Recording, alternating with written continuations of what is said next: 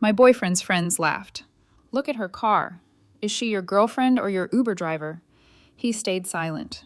I just said, all right, and kept finishing my fries. Moments later, someone rushed in from outside, stopped right beside me, held out a key, and said something that made all of them freeze mid-laugh. I'm 35, and until last weekend, I thought I was in a relationship where we respected each other. My boyfriend and I had been together for about 18 months. We met through a dating app, had a normal courtship, no red flags early on. He worked in marketing, made decent money. I do consulting work, good income, flexible hours, comfortable life. Nothing flashy, but stable. The problem started subtle. Maybe 3 months ago, he began making comments about my car. I drive a practical sedan. Paid off, reliable, gets me where I need to go. Nothing wrong with it. But he'd started dropping hints about how nice his coworkers' cars were. How one guy drove a luxury SUV, another had a sports car. Never direct criticism, just observations. I didn't think much of it at first. People notice cars, whatever. But then it became more frequent. We'd be out somewhere, and he'd point out expensive vehicles in parking lots. That's a nice one. Must be successful. Always with this tone that implied something about me. I should have addressed it then. I should have asked him directly what he meant by those comments, but I didn't want to seem insecure or paranoid. I told myself he was just making conversation, that I was reading too much into it. Looking back, my gut was telling me something I didn't want to hear. Last Friday, he invited me to meet some of his friends for dinner, a group he'd known since college. I had met them once before briefly, but this was supposed to be a proper hangout. He seemed excited about it, so I agreed. He'd been talking about this dinner for 2 weeks, mentioning how much he wanted his friends to really get to know me. The plan was to meet at this burger place downtown around 7 p.m. I picked him up from his apartment around 6:45. He came down wearing a nice outfit, more dressed up than usual for a casual dinner, got in the car, kissed me hello, seemed normal. We drove to the restaurant, found parking on the street about a block away. As we were walking up, I noticed him scanning the street, looking at the other cars parked nearby. He slowed down when he saw a sports car, made a comment about how nice it looked. I should have known then that the night wasn't going to go well. We got inside. His friends were already there, 4 of them seated at a large booth near the back. 2 women, 2 men, everyone around our age, late 20s to early 30s. They waved us over. Introductions happened. Everyone ordered drinks, appetizers, the usual. Conversation was fine at first. Work stuff, weekend plans, some inside jokes I didn't get, but that's normal with old friends. I tried to participate where I could, mostly just listened and observed the dynamic. Then one of the guys, the one who apparently worked in finance, started talking about cars. He'd just leased something new, was showing photos on his phone.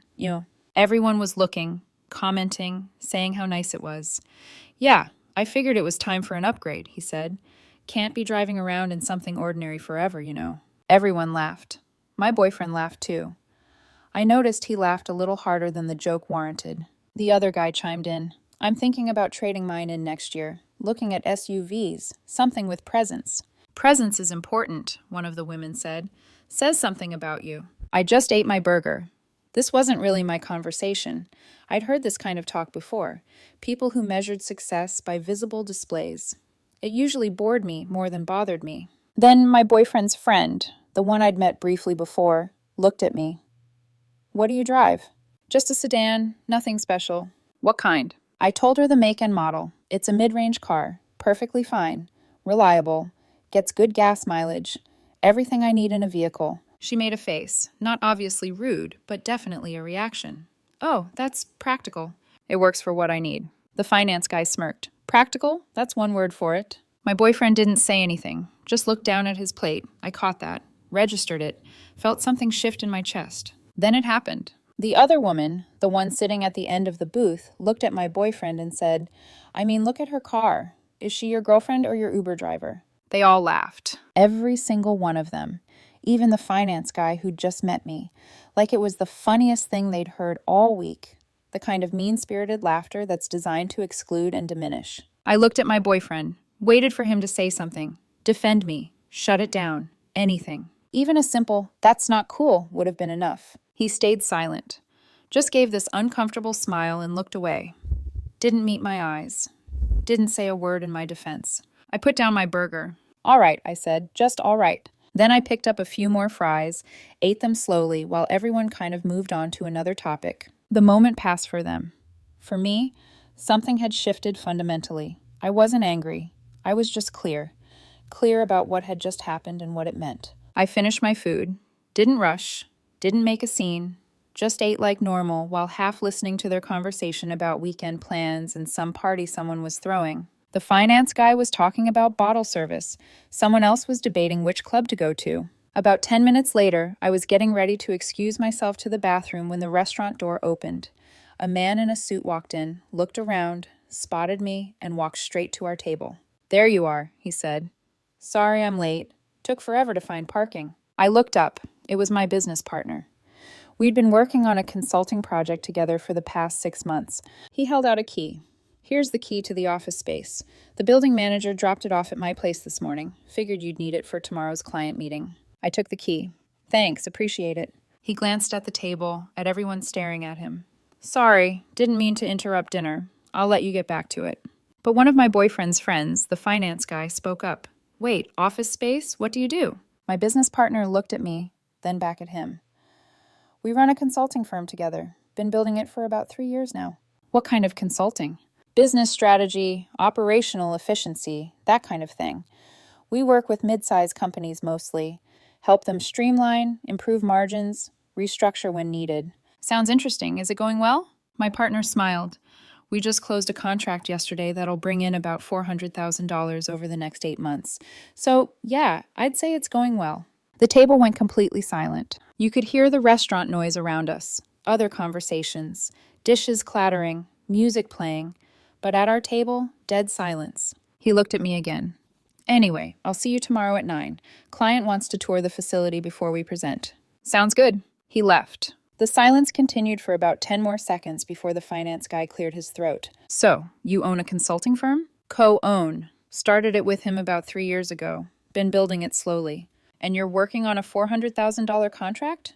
"That's just one contract. We have several running simultaneously. That one's just the biggest active one right now." My boyfriend stared at me like he was seeing me for the first time. "You never mentioned this. You never asked about my work. Every time I tried to talk about it, you changed the subject or looked at your phone." "I thought you just did like freelance stuff." "I do consulting. That's what I've been telling you for 18 months. That's literally what I say when people ask what I do." One of the women spoke up. "But your car? What about it? It's just, if you're making that kind of money, why drive that?" I looked at her. "Because I don't need to prove anything to anyone." I stood up, pulled out my wallet, and left enough cash to cover my portion of the meal, plus tip. "I'm going to head out," I said. "Good meeting you all." My boyfriend stood up too. "Wait, I'm coming with you." "You should stay," I said. "Enjoy time with your friends." "No, I want to come." I looked at him. "Really?" He didn't answer. I looked at him again. "You didn't say anything when they made fun of my car. You just sat there." I didn't know what to say. "You could have said anything. That's rude. Don't talk about her like that. She's my girlfriend, and I don't appreciate that. Literally anything. Instead, you chose silence. That says enough." He looked stunned. I didn't expect them to say that. "But you've been thinking it," I said. "All those comments about other people's cars. All those hints. You've been embarrassed by what I drive for months." "That's not true." "Isn't it?" I walked out. He followed me to my car. My practical, paid-off, apparently embarrassing car. "Please," he said, "can we talk about this?" "What's there to talk about? Your friends insulted me. You said nothing. That's pretty clear." I was shocked. I didn't expect them to say that. "But you've been thinking it," I repeated. "All those comments, all those hints. You've been embarrassed by my car for months." "I never said that." "You didn't have to. Tonight proved it. When your friends said out loud what you've been thinking, you didn't correct them. You didn't defend me. You just sat there and let it happen." I unlocked the car and got in. He got in the passenger seat. The drive back to his apartment was silent. When I pulled up, he didn't move. "So what now?" he asked. "I don't know," I said. "I need time to think." "Are you breaking up with me?" "I'm saying I need time to think about whether I want to be with someone who cares more about appearances than actual substance." "That's not fair." "You let your friends mock me and said nothing. How is that fair?" He got out of the car and slammed the door. I drove home. Update 1. That was Friday night. He texted me Saturday morning. "We need to talk." I didn't respond immediately. I needed space to process what had happened. Not just the dinner, but what it revealed about our relationship. He called around noon. I let it go to voicemail. He left a message saying he was sorry, that his friends were out of line, that he should have defended me. All true, but also is not addressing the real issue. Sunday afternoon, he showed up at my apartment. I answered the door because avoiding him forever wasn't sustainable. Can I come in? I guess. We sat in my living room. He looked like he'd been crying. Part of me felt bad. Most of me was still processing everything. I'm really sorry, he said. What they said was horrible. I should have shut it down immediately. Why didn't you? I don't know. I froze. I didn't want to cause drama. But you were fine with them causing drama at my expense. No, I didn't think before I reacted, or didn't react. The problem isn't just that moment, I said. The problem is that you've been making comments about my car for months. You've been implying I should drive something more expensive, like my perfectly good car is somehow beneath you. I never meant it that way. How did you mean it then? He didn't answer. He couldn't answer, because we both knew what he'd meant. You know what I realized? I continued. You don't actually know what I do for work. You've never asked details, never showed interest. You just assumed I was some regular woman with a regular job. And that was fine when you thought I was on your level or below it. But now that you know I'm probably doing better than you financially, suddenly you're interested. That's not true. When was the last time you asked about my work, about my projects, about what I do all day? He thought about it. I don't know exactly. You didn't care, I said. You judged me based on my car. You made assumptions. And you were embarrassed by those assumptions in front of your friends. What do you want me to say? I want you to be honest. Do you want to be with me, or do you want to be with someone who drives a car your friends will be impressed by? He started crying again. I want to be with you. But you also want the car. You can't have both, I said. Either you accept me as I am, practical car and all, or you don't. But I'm not changing who I am to impress your friends. I'm not asking you to change. Then what are you asking? I'm asking for another chance, to prove I'm not as shallow as I seem. I told him I needed more time. He left. I spent the next few days thinking, talking to my business partner about it, talking to my own friends. Everyone had opinions, but ultimately the decision was mine. Wednesday, my business partner and I met with the client. The meeting went well. We secured the contract, finalized terms, and celebrated with lunch afterward. So, he said over lunch, want to talk about what happened at that restaurant? You mean the Uber driver comment? Yeah, that was rough. Is your boyfriend always around people like that? Friends from college. I'd only met them once before. Didn't realize they were that judgmental. And he didn't defend you? Nope, just sat there. That's tough, he said. What are you going to do? Still figuring it out. Can I give you some unsolicited advice? Sure.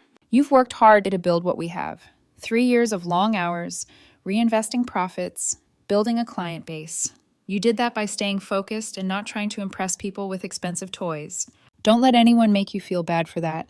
And definitely don't stay with someone who makes you feel like your success isn't enough just because you don't display it the way they want. He was right. I knew he was right. Thursday, my boyfriend texted again. Can we please talk? I miss you. I called him. Let's meet for coffee tomorrow. Okay, where? I named a place near my office. We agreed on 3 p.m., Friday afternoon. I got there first, ordered my coffee, waited. He arrived 10 minutes late, looking nervous. Hi. Hi. We sat down. He immediately started apologizing again. I let him finish. I've been thinking a lot, I said. About us, about that night, about the past few months. Me too. And I realized something, I said. You've been ashamed of me, not of who I am as a person, maybe, but of how I present to the world. My car, my clothes, probably other things I haven't noticed. You've been hoping I'd change, become more visible with my success. I wouldn't say ashamed. What would you say then? He struggled to find the words. I wanted you to show people you're successful because you are. You're doing so well, but people don't know that because you're so modest about it. And that bothers you, I said. It bothers me when my friends assume you're less than you are, less than I am. So you do see it as a hierarchy, I said, and you were embarrassed that your girlfriend appeared to be lower on that hierarchy. That sounds terrible when you put it that way. How else should I put it? He looked down at his coffee. I don't know. Here's the thing, I said. I could drive a luxury car. I could wear expensive clothes. I could show off, but that's not who I am. I'd rather invest my money, build my business, and live within my means while building wealth. That's my choice. And if you can't respect that choice, then we're fundamentally incompatible. I do respect it. You didn't respect it when your friends mocked it and you said nothing. I know I messed up, he said, but I can change. I can be better about that. Can you? I asked. Or will you just be better at hiding your disappointment? because that's worse. Update 3. We talked for another hour. He insisted he could change, that he'd learned his lesson, that he understood now why what happened was wrong. He talked about reflecting on his values, on what really mattered in a relationship. I wasn't convinced. Words are easy, actions are harder. I need to see it, I told him. Not just hear it. I need to see that you actually value substance over appearance. How can I show you that? I don't know, I said. That's something you need to figure out. We left the coffee shop with things unresolved. He texted me over the weekend asking to meet again. I was busy with work, client presentations, contract negotiations, the usual. We scheduled dinner for Monday. Monday night, we met at a different restaurant. He seemed different, more serious, more grounded somehow. I talked to my friends, he said, told them what they said was unacceptable, told them they owed you an apology. What did they say? They were defensive at first, but eventually, most of them admitted they were out of line. The one who made the Uber comment actually sent me a message to pass along to you. She's sorry. Okay. And I've been thinking about why I reacted the way I did, he continued, or didn't react. And I think it's because I've been insecure about myself, about whether I'm successful enough. And I was projecting that onto you, wanting you to display success so I could feel successful by association. That's pretty self-aware, I said. I'm trying. I really am. Trying is good, I said, but I still don't know if it's enough. His face fell. What else can I do? I don't know if there's anything you can do, I said. This isn't about grand gestures. It's about whether we value the same things. And I'm not sure we do. We can work on that. Can we? I asked. Or are we just too different in how we see the world? We went back and forth. He wanted to fight for the relationship. I was less certain it was worth fighting for. Every time I looked at him, I remembered him sitting there in silence while his friends mocked me. I remembered all those comments about cars over the past months. I remembered feeling like I was never quite enough for him. Final update. We tried for another month. He made efforts, real ones. He stopped commenting about cars entirely, showed more interest in my work and asking questions about projects and clients, defended me when his friends made jokes, which happened once more, and he did speak up immediately. But something had changed fundamentally. I couldn't unsee what I'd seen. Every time he complimented my car or said he didn't care about material things, I wondered if he meant it or if he was just performing growth. The trust was broken. About 6 weeks after the restaurant incident, we met for dinner again. It was supposed to be a date night, trying to reconnect, trying to rebuild what we'd had. Instead, I ended it. I don't think this is working, I said. Why? He asked. I've been trying so hard. I know, I said, and I appreciate that, but I can't get past it. Every time I look at you, I remember you sitting there while your friends mocked me, and I don't think that's fair to either of us. He cried, asked me to reconsider, told me he'd changed, that he was different now, that those things didn't matter to him anymore. Maybe he was different. Maybe he had changed. But I couldn't trust it. And a relationship without trust isn't worth saving. We broke up that night. Civil, sad, necessary. It's been 3 months now. I'm doing fine. Work's busy. The business is growing. We landed 2 more major contracts, hired 3 new consultants, and opened a second office. I'm dating someone new. Someone I met through work, actually. He drives a modest car, too. We've talked about money and success and what matters. We're on the same page. I saw my ex once about a month ago at a coffee shop downtown.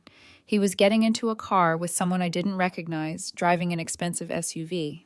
He looked happy. I hope he is. I genuinely do. As for me, I still drive the same car, still live modestly, still building wealth quietly. And I'm fine with that. More than fine. The right person won't care what car you drive. They'll care about who you are, what you value, how you treat people. It took me a failed relationship to really understand that, but I get it now. And honestly, that dinner, as humiliating as it was in the moment, did me a favor. Better to find out who someone is when they think you're less successful than when they know you're doing well. At least then you know they're judging you honestly, not performing acceptance for benefit.